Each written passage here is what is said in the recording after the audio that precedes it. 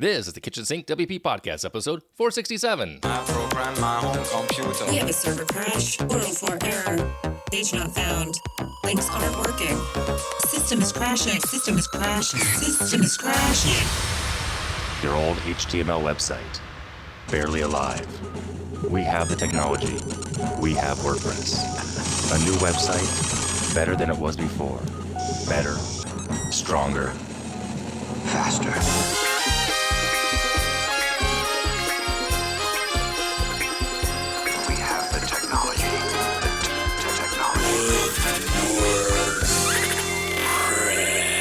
Why, hello everybody, this is Adam Silver, the host of the Kitchen Sink WP podcast. Thanks for being here. Let's get started. All right, upcoming events. We have one next weekend. We have WordCamp Cebu. It's in the Philippines. It's a one-day camp, February 11th, 2023. If you're in the area, by all means, you should go. And I'm pretty sure I'm not going to be there, sadly. Anyway, moving on, segment one. In the news, two things to talk about here. First and foremost, Twitter is changing their API to a fee base, meaning that they want to make money because it's owned by, Mr. Musk, etc. So if you're using a plugin that takes WordPress content and auto-publishes it, that plugin very well may break if you're not paying for the API. I'm pretty sure that it leans on the person, like let's say I'm using a plugin to do this, I need to have my own API to make that work. So I have to pay for it. So will I? Probably not. So a lot of plugins are going to be breaking in the next few weeks. I'm not sure exactly what the date on that is. I'm not sure what the fee is either. I didn't kind of dive that deep into it, but I did see this on the Ether. So if you're using a plugin to auto-publish on Twitter, be aware that that may not work in the next few weeks or months. All right. Also in the news, I got an email from Google right after my episode came out last week about Google Analytics 4, indicating that if you make no changes whatsoever, if you don't do the migration yourself, that they will do it for you with the basic settings starting in March, which is next month as of this recording. Not ideal necessarily if you have a lot of things that need to happen, but it's one of those things that either do it or they're going to do it for you either way. A lot of people are not happy about it and they think it's a mess up and a big old huge cluster. Maybe it is, maybe it isn't, but you've been warned and emails went out. And I saw a whole bunch of people post this as well. So it wasn't just me who got it. A lot of people got this email, kind of an auto-generated email about this pending change. So there's that. All right, moving on to segment two, this week's Meat Potatoes episode. The topic of this week's episode is ChatGPT. Yeah, this may be a multi-part episode, over the next few weeks or months, because I finally took the plunge. There's a lot to talk about here, but I signed up for the account. I had to check it out. I figured, let's see how I might go about using it initially in regards to my agency life and maybe even podcasting. We'll see. So in case you missed it, ChatGPT was created by a company called OpenAI. And per their website, I quote, "We've trained a model called ChatGPT, which interacts in a conversational way.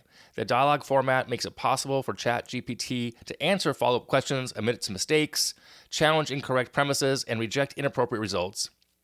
It is a sibling model to instruct GPT, which is trained to follow an instruction in a prompt and provide a detailed response." Okay, so that's what they're saying it does. You can have a conversation with this AI, and it's learned a lot. So, by the way, creating an account was kind of funny to me because they wanted me to prove 2 times I was human. First, by email confirmation, and second, by an SMS text. So I just think it was kind of a weird little thing there. But now, in the WordPress space, I've seen a plethora of people using this tool to help write code, do some testing there, do some research. Some of it being good, some of it not being so good, or the answer is incorrect.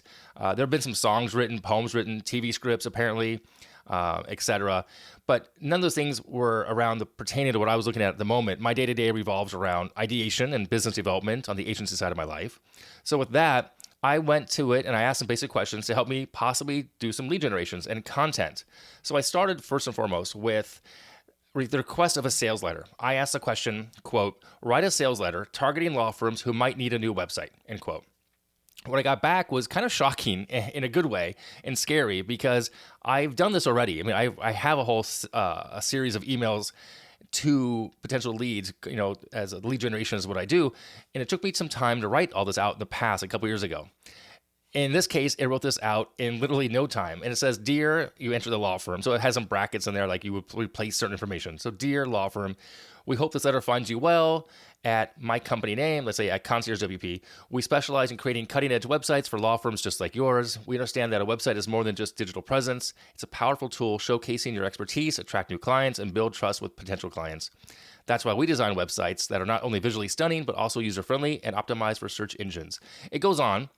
And it's not, it's actually the right length in my opinion as well. It gives some links to, or services include custom website design. It's like telling you about the agency at hand, like let's say me. And it's clean and professional and concise, and it hits the nail right on, hits the head right on the nail. That's how you say it, yeah. And it's kind of shocking. I was like, oh my gosh, this is just weird. Had I had this 2 or 3 years ago, it would have saved a lot of time and headache and like, what do you say, and variations and, you know, and revisions of writing the same kind of letter. So that was kind of neat. And then I decided to ask it, write a follow-up email for a sales inquiry, assuming I had a call with a lead already. And I got back saying, dear name, I hope this email finds you well. I wanted to follow up with our recent conversation regarding the product or service we talked about. I wanted to thank you for your time and interest in my offering. I understand that you have a busy schedule. Wanted to make sure that I answered all the questions you had, provided you with all the information you need to make an informed decision. If there's anything else I can do to assist you, please don't hesitate to reach out. In the meantime, I've attached some additional information about the product or service. Again, that's in brackets, that I think you'll find useful. If you have any questions, you would like to set up a demo, let me know. I'd be happy to schedule a time that works for you, etc. So again, some changes would have to happen here. I'd have to add that link or the information or a PDF as a resource, sure. And I think you could actually save some time by having a link to schedule time for calls with like Calendly or some other service. So obviously it doesn't know I have that. But again, this follow-up email from a conversation is solid in writing it for me. Okay, so far so good. I'm pleasantly surprised and impressed with what it came back with. After that, I decided, you know what, let me go back to the concept of my agency and creating content. I asked, create a list of 5 to 10 topics a website development company could use for their blog. And it gave me 10 topics. Number 1 was web design trends and techniques. Number 2, responsive and mobile-friendly design. Number 3, search engine optimization strategies, etc. It gave me kind of what we'd expect these days in our field of topics for a blog. And that's great. And then I guess I could take one of those topics and then ask it to write a blog for me, which is what I kind of did. And the next step was I wanted to see, what if I wanted to have content for a, let's say, law firm niche, specifically like one of my clients who's a law firm. So I asked, create a list of 5 topics that a law firm could have on their blog for prospective clients. And from that, I got back, number 1, understanding the legal process and common misconceptions. Number 2, updates on recent legal cases and how they impact clients. 3 and 4, okay, a couple more, but number 5 was the value of proactive legal planning and estate planning services. So I took that last one and I asked, create a 300-word blog post about the value of proactive legal planning and estate planning. And what I got back was good and yet scary for 2 reasons. One, it was solid. It was about 1, 2, 3.5 paragraphs of content. And it reads really well. It's solid information. It's relevant from what I know. And I know this information because as my father is an attorney, I've been just aware of it. If I didn't know the industry, I may not know that this is relevant information, but I do feel comfortable knowing this. But it then errored out. It gave me a network error before it finished, and it was all red after that too. It's kind of weird, a little spooky. So I'm not sure why it did that, and I couldn't refresh and couldn't start it over. So I'd have to kind of start over, ask the question again. So again, solid information. If you know the area of that you're looking for, if you are familiar with that content, it makes total sense. If you don't, you're gonna have to probably vet the information you got back from it. Like if I asked it for code to write me a PHP script, I may not know if that's true or not without doing more research behind it to make sure that it's actually valid. Or I could test it, I suppose, in a sandbox. So something to think about on that end. But a solid start, and it gave me a lot more ideas to go from there. So where does this leave me? Where does this leave us agency owners, you as an agency owner or as a solopreneur? Well, I think it leads us to an interesting space. I really do. We can use these tools to help, lessen parts of our mental load. We can take things off of the struggle of like sitting in front of a computer and just like, what do we talk about? Maybe get some help with ideation, right? And we can work through the issues and problems just a little bit quicker. And will I use it more? Yep. I plan to actually in the next few days, weeks, months. I definitely will use it more. I will come back and report back down the line how it's going with it, possibly. If I've created any content that was if I use the content that was created by the AI to actually close any sales, or even as far as anything came from it. So I'm going to try to track this pretty well, and I have a way I'm going to do that. I'm going to just probably put this on the website, and I'll put this in. I'll use the content that I create from it as a template in my CRM, and then I'll be able to see which, if anything, closed from that versus closed any better percentages for my own content of my own brain, if that makes sense. All right, so there you go. Crazy times we live in. That is for sure. So yeah, it's ChatGPT. Check it out. By the way, it's free currently. They still have a free level. I believe they're going to start charging, I've heard anywhere from $25 a month to $40 a month for higher level feedback, like for quicker services based on the server and how much bandwidth you're using, etc. But for right now, I'm just using the free level. So there you go. All right. Let me know if you're using ChatGPT for anything in the business from a WordPress space. I would love to know. Reach out, let me know. We can talk about it as well. That'd be kind of neat.